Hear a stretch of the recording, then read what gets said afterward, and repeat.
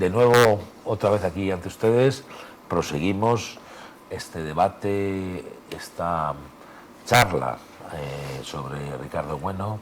Pedro, ¿tenías alguna cosa que comentar? Sí, yo a raíz un poco de lo que estabais hablando antes de las fotografías, de ese legado que ha dejado ahí Ricardo, poner en valor toda esa trayectoria, porque eran fotografías, pero eran libros, todo relacionado con Cantabria y Torrelavega, eran revistas, eran folletos, yo creo que hay un material magnífico de la historia de Torrelavega que merece una clasificación y un estudio, y sobre todo también un aspecto que yo creo que decía José Ramón, la apertura, ¿no? El poner a disposición, quizás fuera uno de los caracteres o peculiaridades de Ricardo, el que necesitaba algo, iba, lo obtenía y con mil amores él te explicaba, te decía dónde estaba, llévatelo, haz copias.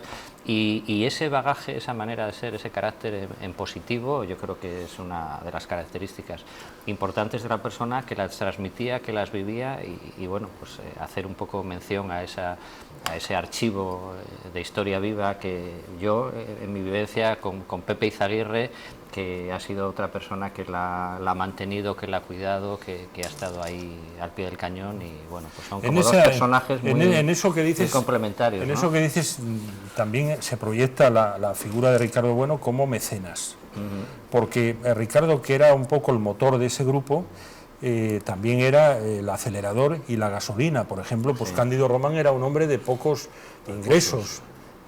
Pues quién le pagaba todos los trabajos de ir a Santander, de ir hacia acá, hacia allá, fotocopias, tal.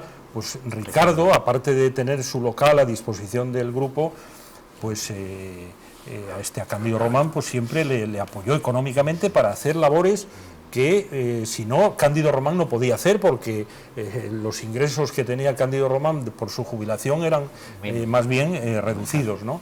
Es decir, que hay otra labor también importante de mecenas en este aspecto cultural, que es muy positivo y que se necesita resaltar, ¿no? Yo creo, sí, porque lo que consiguieron ahí, y Cándido Román, evidentemente, en Santander, pues debió volver loco a todo el mundo en el archivo municipal de Santander y en la hemeroteca, de hacer fotocopias de periódicos que de alguna manera tenían su identidad en Torrelavega. Pues es que lo que decía Pedro, esa apertura a mucha gente, ¿no? Mucha gente ha considerado la oficina de Ricardo y del Grupo 1900 como el segundo archivo de Torrelavega. Por un lado está el archivo municipal y por otro lado estaba el archivo de Ricardo. Yo creo que el ayuntamiento debiera en estos momentos gestionar qué va a pasar con ese patrimonio, porque ahí hay un patrimonio, y se debe hablar con la familia y ver, pues teniendo en cuenta que ya los protagonistas de ese grupo, con la desaparición de Ricardo Bueno, pues están ya retirados prácticamente, porque Pepe Izaguirre, el hombre, pues ha hecho apenas, el otro día 92 años, apenas sale de casa, su edad ya es extraordinaria. Los demás pues están ya digamos en el atardecer de la vida, como ocurre nos ocurre a todos, pues ahí se debe gestionar ese patrimonio. Yo creo que sería buen momento para gestionar ese tema y que haya una donación de todo ese fondo documental que hizo Ricardo, cuando el ayuntamiento como así hemos requerido en un documento, en un escrito que hemos presentado, firmado entre otros por ti y por José Ramón, que se le conceda el título de hijo adoptivo de Torrelavega. Yo creo que ese sería buen momento, lógicamente, para requerir de la familia el que se done todo ese fondo, se done al pueblo de Torrelavega, ¿no? Tomamos un poco la referencia de que yo creo que sí, que por lo menos hablar con ellos y poner a buen recaudo que seguro que ellos la familia lo iba a hacer, porque es un poco parte de la vida de Ricardo, pero bueno, si además tiene el aval o un poco del ayuntamiento, pues bienvenido sea. Yo creo que, como lo dije al principio, que las dos características de Ricardo desde el punto de vista humano son las que han marcado su vida, tanto social como política, como empresarial, etcétera, y es la generosidad y ese espíritu de servicio a los demás. Como ya hemos comentado, Ricardo era un líder, pero no era un líder absorbente, era un líder que ponía en funcionamiento un proyecto y luego permitía que aquellas personas que estaban alrededor de él actuasen y participasen muy activamente en todos los proyectos. Y después que el proyecto se ponía en marcha, él siempre estaba detrás. Normalmente Ricardo no figuraba a la cabeza, siempre estaba detrás apoyando, siempre estaba detrás aconsejando. Y yo creo que eso es el aspecto, para mí, el aspecto más importante de Ricardo. Y creo que fue lo que de alguna forma determinó toda su vida y todo su sacrificio y toda su entrega a Torrelavega. Creo, sinceramente, que en los últimos 40 años Torrelavega no ha tenido un personaje de las características de Ricardo, en cuanto a trascendencia política, trascendencia social, trascendencia cultural. Yo, sinceramente, independientemente de que hay otros personajes en Torrelavega que a lo mejor han destacado en determinadas facetas concretas, pero un personaje que haya aportado a Torrelavega de forma tan general y tan generosa su vida, creo que no lo ha habido. No, yo creo que es cierto. Yo cuento una anécdota acerca de Torrelavega 1900, porque además me la han recordado hace poco a Cándido Román, llamado Botana por todos. Le presentan una foto de un cuerpo de bomberos y le dice que lo identifique. Y resulta que la foto era de los bomberos de Santander, no era de los bomberos de aquí. Y el hombre, pues de esto, yo no sé, vosotros habéis vivido con él algunas cosas, yo viví algunas fotos con él y era un placer, ¿no?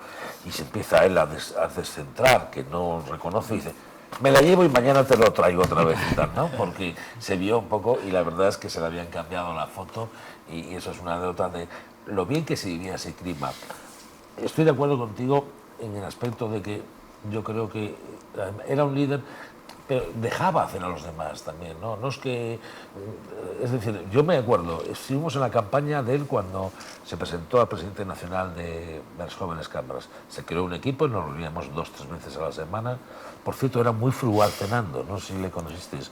Yo cenaba muchas veces también en su casa y era una cena más frugal, una tortilla francesa. Se me asemejaba un poco a Adolfo Suárez en ese aspecto de que era muy frugal, ¿no? Y allí en el salón de su casa y discreto, nada de televisión, siempre íbamos trabajando y mirando, ¿no? Pero fíjate que en todos los proyectos de Joven Cámara, cualquiera, lo que hace es crea un equipo y le hace a trabajar. A nosotros, a mí me decía personalmente, en muchos casos: oye, ¿por qué? Haz tú esto. Venga, empezaba a colocar tareas y, madre de Dios, te la cargabas, ¿no? Pero tareas, no, sin presión, pero dice, pero la semana que viene vamos a hablar de ello, a ver cómo lo tienes gestionado, fíjate, con esa mano derecha y mano izquierda. Hay otra opción que es la de político. Yo lo dije el día de su funeral, a Ricardo le ha costado dinero todo esto. Pero no le ha costado porque le ha gustado usar el dinero, ¿no? Y por cierto, podría ser un ejemplo de políticos hoy día, desde luego, en la cual son de lo más, es y fue de lo más sano que hubo, no solamente aquí, sino como en las Cortes. Es decir, es un hombre que no se ha aprovechado absolutamente de la política para nada. No, en absoluto. Yo soy testigo de ello. Y que le ha costado dinero, también soy testigo, porque lo cuando... que pasa, Manolo, sí, que en esa época yo creo que en la que Ricardo fue o senador o concejal, etcétera, lo normal era eso, que te costara dinero dedicarte a la política. No tiene nada que ver con la fórmula, ¿no? De la dedicación política de ahora. Yo tengo que decirte, porque algunas veces, oyes, la economía de todos nunca ha estado a veces bollante en algunos casos, y a mí en algún momento dado teníamos que ir a Barcelona y dice: no te preocupes, yo saco yo el billete de avión. O sea que no, yo también tengo que decirlo en público, ¿no? Porque eso son vivencias que uno estaba, pues ciertamente en aquellas edades, en aquellos tiempos, mal, ¿no? Y eso yo creo que es importante. Pero yo sí quiero, por ratificar un poco, ¿no?, esa misma impresión que tenéis de cómo Ricardo era generoso también a la hora de involucrar a la gente en algo que él consideraba muy, muy importante, que era ese amor por la pequeña historia de Torrelavega y cómo se había ido construyendo el Torrelavega día a día. A él le gustaba como inocular el gusanillo de esa manera de querer a la ciudad y de investigar cosas. Yo recuerdo que una de las primeras cosas que él me encargó cuando yo era concejala recién llegada fue un trabajo para recuperar alguna cosa sobre la figura de Rebolledo, ¿no? Esa fue, luego lo entendí así, su manera sí, y entonces fue cuando empecé a frecuentar, no mucho, pero también el primero, que era como él llamaba al despacho donde tenía gran parte de su archivo. Ahí conocí a Cándido Román o a Pepe Izaguirre, etcétera, ¿no? Que, bueno, en el momento no te dabas cuenta la relevancia de muchas de las cosas que se cocinaban, que se cocían ahí, y bueno, pasa el tiempo y te das cuenta después de que todo eso es algo que vamos, ¿no? que estamos heredando ahora, que nos permite conocer mejor cuál fue la historia de nuestra ciudad, una historia que se fue haciendo a base de personas y familias que contribuían a bueno, pues hacer ese tejido que ha hecho que la sociedad de Torrelavega sea ahora como es. Bueno, por supuesto. Yo creo que esa faceta política sí que tiene desde luego una relevancia, ¿no? Antes lo hablábamos, el hecho de que en una etapa importantísima de la transición española, en esas Cortes Constituyentes, tener a un torrelaveguense en esas Cortes fue un aspecto muy importante, ¿no? Porque además luego yo creo que lo ha venido proyectando en toda la modernización de Torrelavega.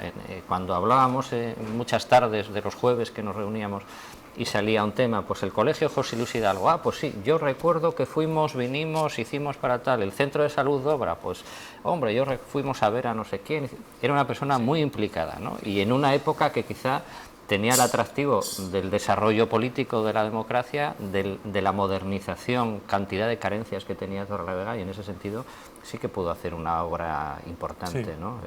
Bueno, yo creo que su presencia en la UCD y en el Senado español, a raíz de las elecciones del 15 de junio del 77, hay que enclavarlo dentro de lo que fue el proceso de movimiento de la joven Cámara de Torrelavega, que tuvo un proceso de vida muy intenso, que desde el año 73 pues, abrió cauces de participación y de diálogo y de debate que no eran muy corrientes en el franquismo, con dificultades propias de la época, y ahí yo tengo que citar pues, a Ernesto Gómez, a Gonzalo Sánchez Moreno, a Carlos Herreros, y a Francis Saiz Pardo, que fueron, digamos, los promotores, yo creo que con Manolo Santillán, de todo este proceso en el año 73, de la implantación en Torrelavega de la joven Cámara.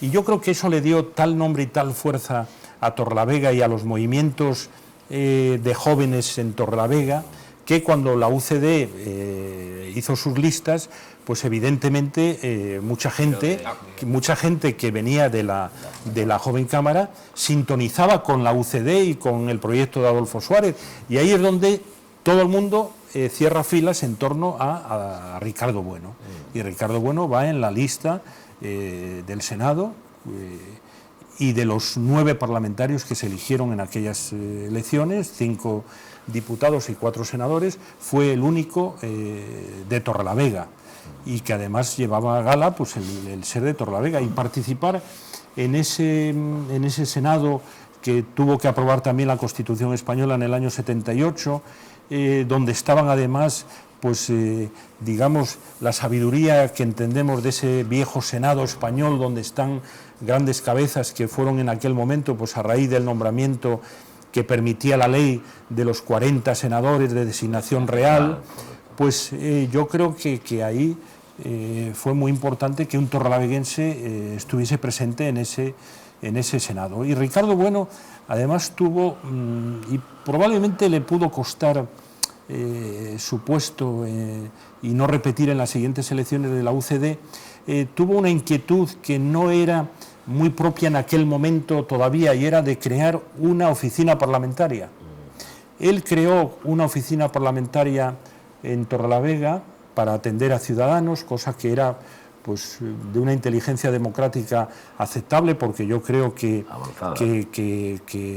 los parlamentarios tienen que estar al servicio de los electores, y los electores al final son ciudadanos, y tienen que tener las puertas abiertas de su despacho a sus inquietudes.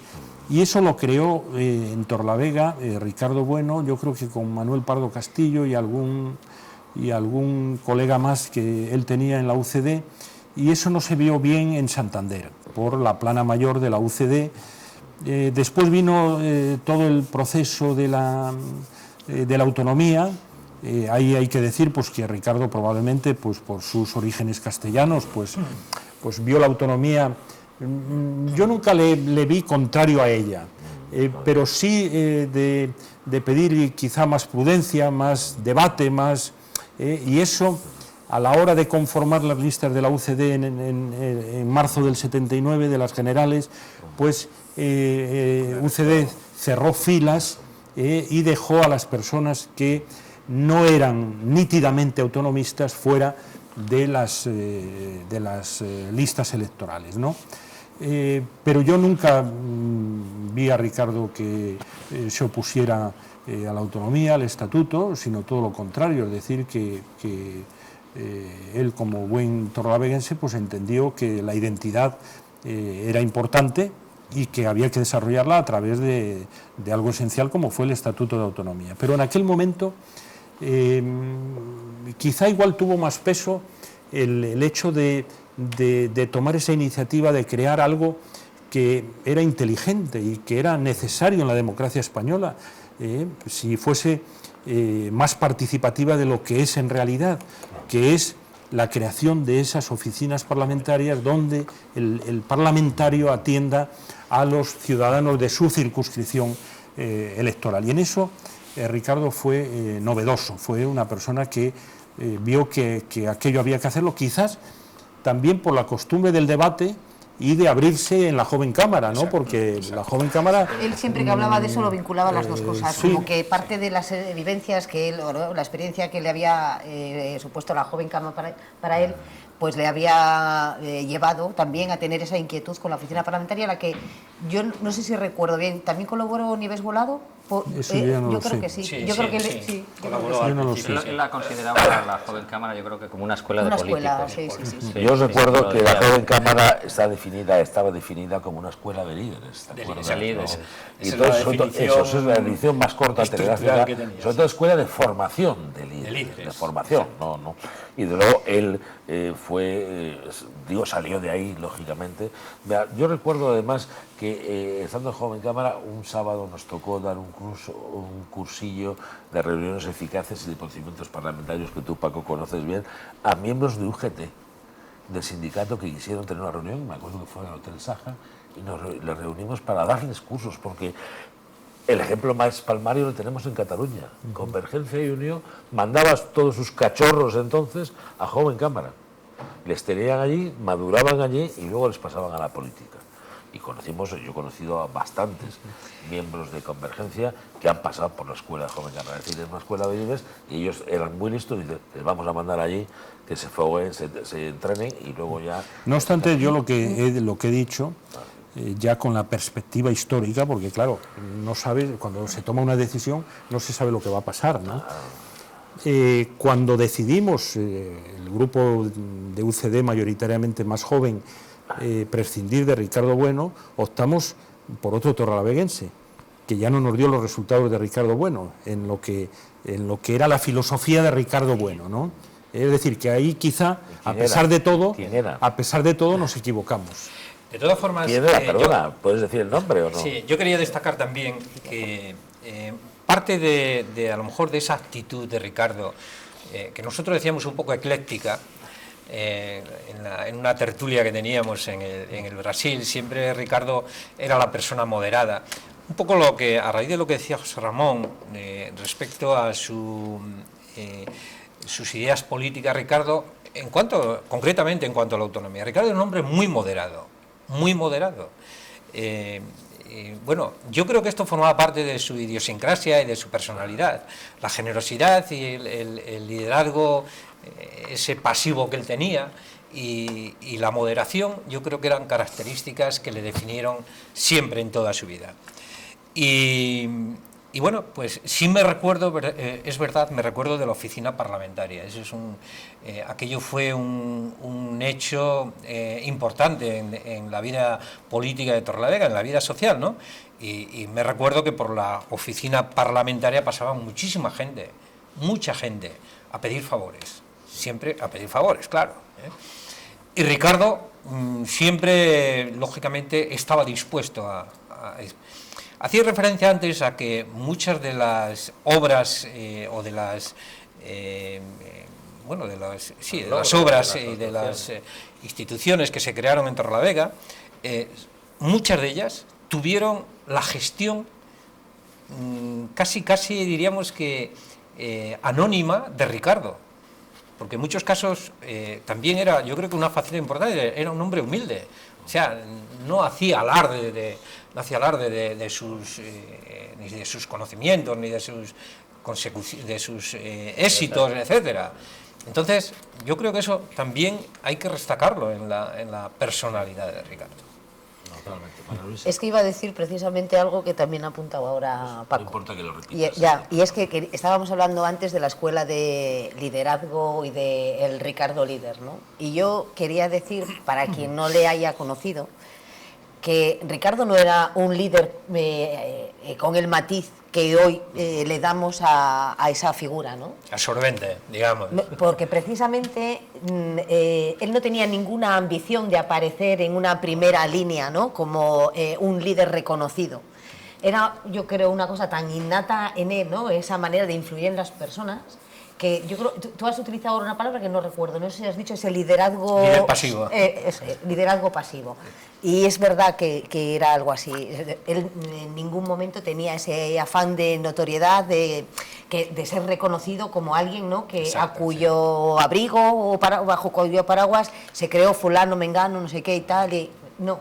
Él, yo creo que su satisfacción era la de simplemente ver cómo gente a su alrededor podía mejorar, progresar, contribuir y tal, y él haber participado en eso, pero no le decía falta que nadie lo supiera, o sea, eso era para su consumo interno. Y otra cosa que me he dado cuenta ¿no? en el transcurrir de esta tertulia es cómo él hacía... a través de todos los cafés, ¿no? Que se tomaba a lo largo del día, porque hemos hablado de la tertulia de la Plaza del Grano, de la del Café Florida, que yo sé, eso no... Del Brasil, de la Avenida. Y ahora cuando venía para acá, mi padre me decía ahora, ya no podemos repetir con él las tertulias de la cafetería de la estación, del Café Tren, ¿no? Sí, que ha sido ya en la última época. Ahí seguía teniendo su tertulia también con Ángel Montes y con muchísima gente. Pero con todas esas tertulias, él también ha ido contando a través de sus anécdotas esa parte de la historia de Torrelavega, que mucha gente la conoce por las historias que Ricardo cuenta. También, ahora que decías del Café de la Estación, recuerdo que también ha tenido sus etapas y sus experiencias, supongo que negativas, porque una tarde que fuimos a Santander juntos y que fuimos en su coche, me contaba dónde tenía que dejar el coche, porque también cuando la época de ETA y cuando todas estas cosas, no era una persona como un ciudadano normal, sino que también que tenía que tener pues, sus precauciones, tenía que dejar el coche en un determinado lugar, hacer vigilar, mirar, y bueno, pues que todo supongo que han sido esas épocas y que ha sido un político de primer orden y que ha tenido pues sus pros y sus contras. El coche en el parking de Torrelavega tenía un sitio especialmente dedicado, ¿no? Cercano a la taquilla para esto. Y todavía le veo todos los días al coche, el Volvo matrícula DCV, lo tengo mucho en mi memoria. No sé, es redundar, pero es como ese entrenador que empieza a colocar los hombres en el campo, los jugadores o jugadoras, y empiezan a jugar, y él apenas dice nada y todos están jugando y están ganando. Y levantan la copa, pero no está, levanta la copa el capitán del equipo, ¿no? Es un poco un símil un poco básico, pero él hacía eso. A mí me metía cada engatusada porque me decía, hombre Manolo, nos habrá podido todo. Esto podías tú hacerlo igual, podías tú gestionar esto hoy, mañana, hacer esto, y al final no puedes decirte que no. Pero no lo hacía conmigo, esto era un ejemplo de cómo hacía con todos, y tanto en Joven Cámara por lo menos también, y entonces nos indicaba a todos, tenéis que ir a estos cursos, tenemos que hacer esto, tenemos que ejercitar en oratoria, etcétera, etcétera, ¿no? Es decir, yo me hice, medio orador, pero aprendí a hablar también por gracias a Joven Cámara y a ellos también, ¿no? Porque yo quiero destacar también la faceta de Ricardo emprendedor, desde el punto de vista empresarial. ¿Montó algún negocio más también? Sí, ¿Con Ignacio Goñi tuvo alguna sociedad? Sí. Cuenta un poco, a ver. Ricardo, aparte de sus empresas, de gestoría, de la autoescuela, correduría de seguros, etcétera. Ricardo apoyó a mucha gente. Yo creo que a mí también, particularmente, también me apoyó en primeros años de actividad profesional. Y recuerdo, lógicamente, a otras personas a las que les apoyó. A Ignacio Goñi, concretamente, ya que hablábamos de Ignacio Goñi antes, le apoyó de forma muy directa en el negocio que Ignacio puso cuando se empezó su actividad como comerciante, porque Ignacio trabajaba en la tienda de Luis Merino. Y a raíz de su problema de salud, pues Ricardo le ayudó para poner el comercio pero aparte de eso hubo otras personas a las que Ricardo les ayudó, como por ejemplo en la imprenta de Eduardo, a Eduardo López y otros de los cuales ahora mismo no me recuerdo, pero que sé que Ricardo siempre estaba detrás para ofrecer la oportunidad a la gente para que iniciasen negocios y emprendiesen. Pero en los negocios ahí hay otra sabiduría de Ricardo, aparte de ese espíritu emprendedor que tenía, era la inteligencia para saber rodearse de personas que le daban un plus al negocio. Por ejemplo, yo recuerdo en la gestoría, pues personas como José Luis Quintanilla, Pernía o Villegas, que murió el año pasado, pues eran personas de un gran valor añadido al negocio, ¿no? Es decir, que tenía inteligencia para saber rodearse de personas y que les daba total autonomía de trabajo y de actuación. Parecía que no era el jefe, parecía que no mandaba. No sé, pero también es que funcionaba bien porque él lo había programado así, ¿no? Desde luego, ¿no? Nos quedan 4 minutos, más o menos. Yo quería terminar un poco este glosario con una intervención ya de cada uno. Se pueden admitir intervenciones, digo, íntimas o personales o vivencias. Cada uno tenemos muchas vivencias. Yo he contado algunas de ellas, pero hay muchas.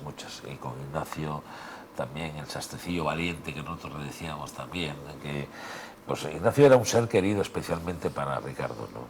Y sabía lo revoltoso que era, ¿no? Un poco, ¿no? Pero él lo asumía perfectamente, digo, lo asumía, lo entendía que era así también.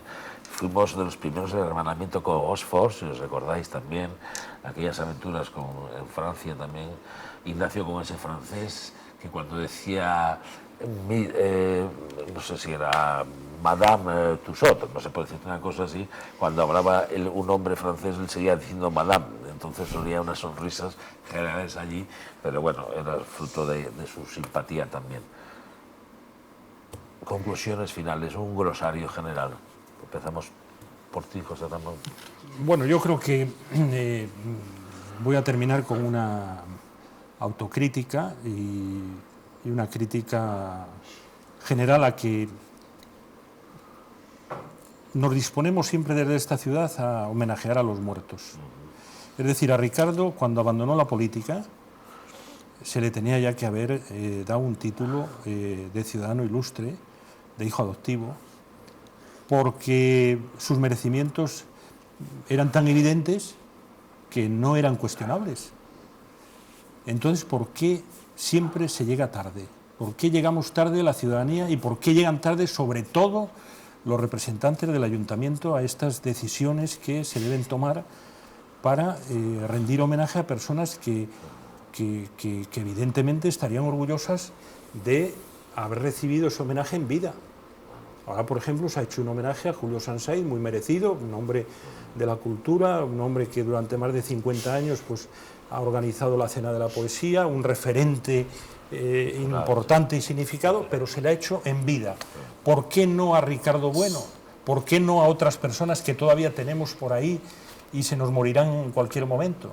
Yo muchas veces pienso, por ejemplo, pues, en Miguel Remón, una persona de una alta categoría profesional, que fue concejal en el franquismo, Miembro de la Cámara de Comercio. que estuvo en la Cámara de Comercio mucho tiempo, después fue presidente de la Mutua Montañesa, fue presidente, yo creo, del Consejo de la Universidad.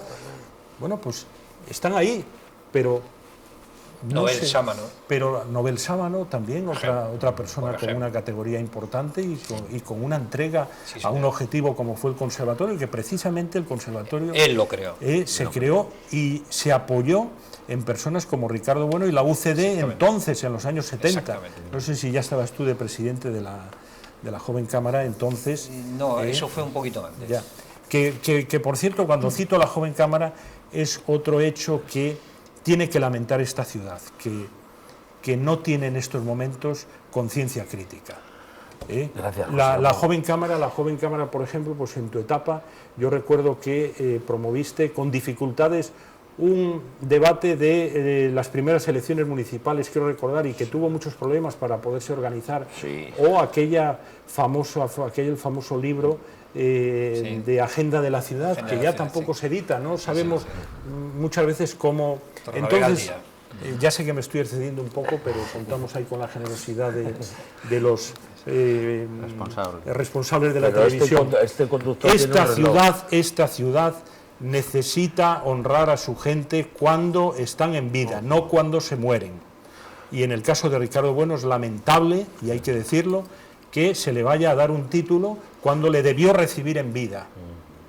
Y solamente hay que estar en un ayuntamiento para saber perfectamente cómo hay que honrar a las personas. Y Ricardo, desde que abandonó la política, había hecho méritos suficientes para tener ese título que se le puede dar ahora, me imagino, que se le dará Gracias, José Ramón. de hijo adoptivo de la ciudad. Gracias. Rápidamente. Pedro, sí. Desde luego, yo creo que acepto y considero que efectivamente hay toda la razón del mundo para que personas que han sido absolutamente destacables, que han dejado huella en Torrelavega y en Cantabria, y a nivel político, pero especialmente a nivel humano, Torrelavega tenga que tener ese reconocimiento. Va a tenerlo ahora. Yo, que he sido amigo, que he tenido mucha relación con él, me parece que se nos ha ido de una manera un poco sorpresiva, aunque veíamos las cosas, pero nos parecía que no era posible, ¿no? Y desde luego, en ese sentido, pues creo que es de esas personas que efectivamente es un ejemplo a seguir, sobre todo en ese aspecto humano, que creo que son referencias y valores que esta ciudad tiene otros, pero desde luego también Ricardo Bueno es uno de ellos. Gracias, Pedro. Paco. Yo, aprovechando que está aquí Pedro, ahora mismo, también le pediría, le requeriría que se estimase también un reconocimiento a la Joven Cámara.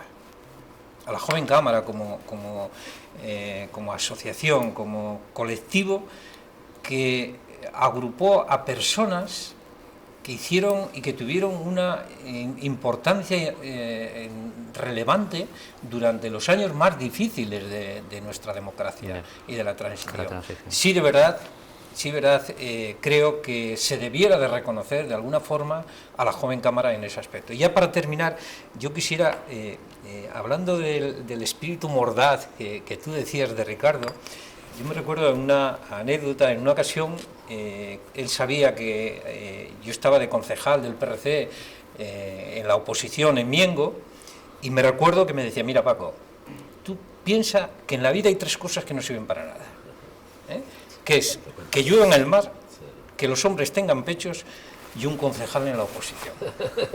Esa anécdota la he escuchado yo. Muy bien, gracias, Paco. Yo creo que para finalizar distinguiría entre el punto de vista como torrelaveguenses, desde el punto de vista colectivo, ¿no? Ese agradecimiento y reconocimiento que tenemos que hacer a la figura de Ricardo Bueno, al que nosotros nos sumamos. Lo hemos hecho ya a través del registro oficial del Ayuntamiento, nos hemos sumado a la petición que se ha hecho desde la Joven Cámara. De hecho, a nosotros nos sorprendió también la muerte de Ricardo, consultando con su familia la posibilidad de solicitar, cuando estaba en vida, el reconocimiento de este título. Y luego, pues tengo también que hablar de mi reconocimiento personal a la impronta que Ricardo dejó en mí, porque en su día yo no me daba tanta cuenta, pero cuando van pasando los años sí ves que parte de lo que tú te has construido como persona, pues tienes las influencias de distintas personas que te han rodeado y tal. Y yo identifico una parte de Ricardo que a mí me ha influido y me gusta además. Muchas gracias. Yo también, desde luego, he de decir que Ricardo, senador constituyente, yo creo que en los últimos 60 o 70 años no ha habido aquí en Cantabria un senador en Torrelavega, un perfil político tan alto como él. Y luego, por supuesto, del perfil humano, todos hemos dicho. Gracias, señores tertulianos, y Ricardo, siempre estás y estarás con nosotros. Un abrazo de todos.